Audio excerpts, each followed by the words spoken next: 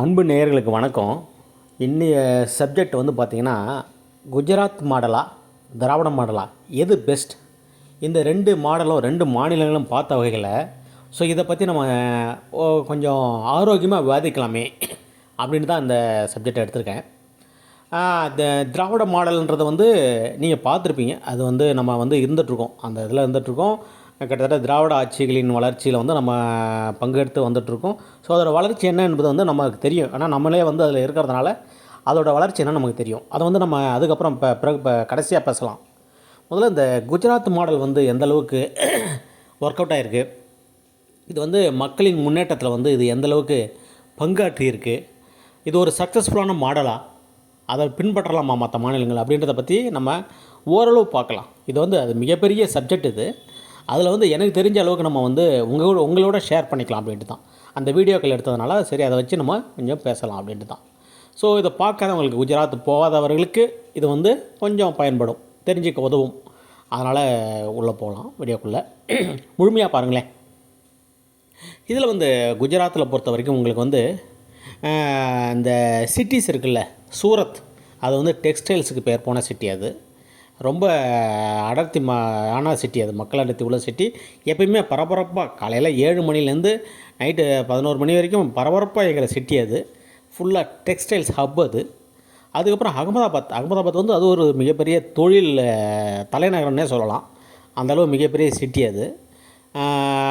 அதுக்கப்புறம் வந்து பார்த்திங்கன்னா உங்களுக்கு வந்து இந்த பரூச் அங்கலேஷ்வர், இது வந்து பார்த்திங்கன்னா இண்டஸ்ட்ரியல் ஹப்பு. இது ஆக்சுவலி கிட்டத்தட்ட அங்கலேஷ்வரில் மட்டும் பார்த்திங்கன்னா நீங்கள் எத்தனை கம்பெனி இருக்குன்னே சொல்ல முடியாது. Pharma companies, chemical manufacturing industries நிறைய இருக்குது அங்கலேஷ்வரில். கிட்டத்தட்ட அந்த ஏரியாவே ஒரு மாதிரி பொல்யூட்டடாக இருக்கும். நீங்கள் போனீங்கனாலே உங்களுக்கு அந்த கண்ணுலாம் வந்து ஒரு மாதிரி எரிய ஆரம்பிக்கும். ஒரு அந்த சுமல், அந்த கெமிக்கல் சுமல் வரும். அது போனாலே தெரிஞ்சுக்கலாம் இது வந்து ஒரு கெமிக்கல் இண்டஸ்ட்ரியல் ஹப்புன்னு தெரிஞ்சுக்கலாம். அந்தளவுக்கு நிறைய கெமிக்கல் இண்டஸ்ட்ரி அந்த அங்கலேஷ்வர் ஃபுல்லாக இருக்குது. இதுதான் வந்து முக்கியமான சிட்டி. அதுக்கப்புறம் ராஜ்கோட், மார்பி பார்த்திங்கன்னா உங்களுக்கு வந்து மார்பி, வான்கேனர், இதெல்லாம் வந்து பேப்பர் இண்டஸ்ட்ரிக்கு வந்து அதிகம் உள்ள ஒரு மீடியமான ஒரு நகரங்கள் சொல்லலாம். மார்பியில் வந்து நிறைய பேப்பர் மில்ஸ். குஜராத் வந்து தொழிலை வியாபாரத்தை முதன்மைப்படுத்தி வளர்ந்த ஒரு மாநிலம். ரொம்ப பாரம்பரியமாக வந்து அவங்க எல்லாமே தொழில் சார்ந்தவங்க தான். அவங்க எல்லா குடும்பத்திலுமே ஒரு தொழில் செய்வாங்க. வேலைக்கு போகிறது வந்து 2வது. அநேகமாக அவங்க வந்து ஃபாரின்லாம் போக மாட்டாங்க அதிகம். அவங்க வந்து தொழில் செய்கிறவங்க தான் அதிகமாக. பிஸ்னஸ்ன்றது வந்து அவங்களுக்கு வந்து ரத்தத்திலேயே வந்து ஊறி போன ஒரு விஷயம். நல்லா அற்புதமாக பண்ணுவாங்க, டெடிகேட்டாக பண்ணுவாங்க. அதில் வந்து அவங்க வந்து எனக்கு தெரிஞ்ச தோல்வி கண்ட குஜராத்தியில் வந்து ரொம்ப அரிது, பார்க்க முடியாது. நீங்கள் எப்படியாவது வந்து அவங்க சக்ஸஸ்ஃபுல். அதேமாதிரி வந்து ரொம்ப அகலக்கால்லாம் வைக்க மாட்டாங்க. சின்னதாக ஆரம்பித்து அதில் வந்து குடும்பமே உழைப்பை போட்டு அதில் முன்னேறி வருவாங்க. இந்த சிறு குறு தொழில் வந்து குஜராத்தில் ரொம்ப அதிகம். எல்லாருமே மோஸ்ட்லி பிஸ்னஸ் பண்ணுவாங்க. அவங்களுக்கான கட்டமைப்பை வந்து இந்த அரசாங்கம் நிறையவே பண்ணி கொடுத்துருக்காங்க. குறிப்பாக இந்த மாதிரி ஒரு 10-15 ஏக்கரில் வந்து சின்ன சின்ன ஃபேக்ட்ரிஸ் வந்து அவங்களுக்கான வந்து கட்டி கொடுத்துருக்காங்க, நிறைய கொடுத்துருக்காங்க. அதேமாதிரி வந்து தடையில்லாத மின்சாரம், தண்ணீர் இதெல்லாம் வந்து கிடைக்கும். இங்கே வந்து லேபரும் பிரச்சனை கிடையாது. அதனால் வந்து தொழில் வந்து ஒரு மிகப்பெரிய தொழில் மாநிலமாக குஜராத் ரொம்ப வருஷமாக இருக்குது. அதேமாதிரி வந்து சாலை கட்டமைப்புகள் இருக்குல்ல, அது வந்து ரொம்பவே நல்லாயிருக்கும். இந்த நகரங்களை இணையக்கூடிய சாலைகள் வந்து ரொம்ப நல்லாயிருக்கும். அதில் எந்த பிரச்சனையும் கிடையாது. அதேமாதிரி ட்ரெயின் வசதி இதெல்லாமே நிறையா இருக்கும். என்ன ஒன்று, இந்த அளப்பரிய வளர்ச்சியும் வசதிகளையும் நீங்கள் வந்து இது போன்ற பெருநகரங்களில் மட்டும்தான் பார்க்க முடியும். அதன் பிறகு கொஞ்சம் ரூரல் பக்கம் போயிட்டிங்கன்னா அடிப்படை கட்டமைப்பே ரொம்ப மோசமாக இருக்கும். சாலைகள் சரியாக இருக்காது. 9 மணிக்கு மேலே பஸ் கிடைக்காது. நைட்டு 9 மணிக்கு மேலே பஸ் கிடைக்காது. நான் பார்த்த இன்னொரு முக்கியமான விஷயம் என்னென்னா, இந்த நகரங்கள் இருக்குல்ல, இந்த நகரங்களுக்கு உள்ள இடைவெளி இருக்குல்ல, அது வந்து ரொம்ப தூரமாக இருக்கும். கிட்டத்தட்ட 300-400 கிலோமீட்டர் வந்து ஒரு சிட்டியை விட்டு இன்னொரு சிட்டிக்கு நீங்கள் போகணுன்னாக்கா, இல்லை ஒரு டவுனை மீட் பண்ணால் ஒரு 200-300 கிலோமீட்டர் நீங்கள் ட்ராவல் பண்ணணும். அந்த மாதிரி இருக்கும். குறைஞ்சது 150 கிலோமீட்டர் ட்ராவல் பண்ணணும். இந்த பிரச்சனை தமிழ்நாட்டில் கிடையாது. இப்போ சென்னைக்கு அடுத்தது போகிறீங்க, செங்கல்பட்டு இருக்குது. செங்கல்பட்டுக்கு அப்புறம் மருவத்தூர் இருக்குது. மருவத்தூருக்கு அப்புறம் வந்து பார்த்திங்கன்னா திண்டிவனம், விழுப்புரம், உளுந்தூர்பேட்டை, திருச்சி, இந்த மாதிரி வந்து ஒரு 50-80 கிலோமீட்டருக்குள்ளே ஒரு நகரம் வந்துக்கிட்டே இருக்கும். அதுவும் வந்து வளர்ச்சியடைந்த நகரமாக இருக்கும். அது இங்கே தான் வந்து நம்ம வந்து திராவிட மாடல் வந்து நிற்கிது, தனியாக நிற்கிது.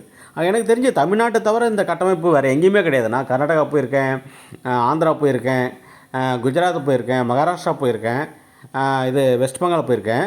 இங்கே எல்லாமே சிட்டிஸில் மட்டும்தான் எல்லாமே கிடைக்கும். அதை தாண்டி நீங்கள் போனீங்கன்னா உங்களுக்கு எதுவுமே கிடைக்காது. அது வந்து அந்த கிராமங்கள் வந்து ரொம்ப பின்தங்கிய கிராமங்களாக இருக்கும். அதேமாதிரி வந்து குஜராத்தில் நான் பார்த்தேன் ஒரு விஷயம் என்னென்னாக்கா, இந்த பணக்காரர்களுக்கும் வந்து ஏழைகளுக்கும் உள்ள வித்தியாசம் இருக்குல்ல, அது ரொம்ப பெருசாக இருக்குது. ஒரு பக்கம் பார்த்தீங்கன்னா வந்து மிகப்பெரிய பணக்காரர்கள் செல்வந்தர்கள் இருக்காங்க. இன்னொரு பக்கம் பார்த்தீங்கன்னா ரொம்பவே வந்து வறுமை கோட்டு கீழே உள்ள அந்த எளிய மக்கள் வந்து ரொம்பவே நிறையா இருக்காங்க. அதுவும் அவங்களோட தோற்றமும் அவங்களோட அந்த சத்து குறைபாடோடு அவங்கள பார்க்கறதுக்கு ரொம்பவே கஷ்டமாக இருக்குது. நம்ம தமிழ்நாட்டிலேருந்து போகிறவங்களுக்கு வந்து அது நல்லாவே தெரியுது அது. ஸோ அந்த வித்தியாசம் ரொம்ப அதிகமாக இருக்குது.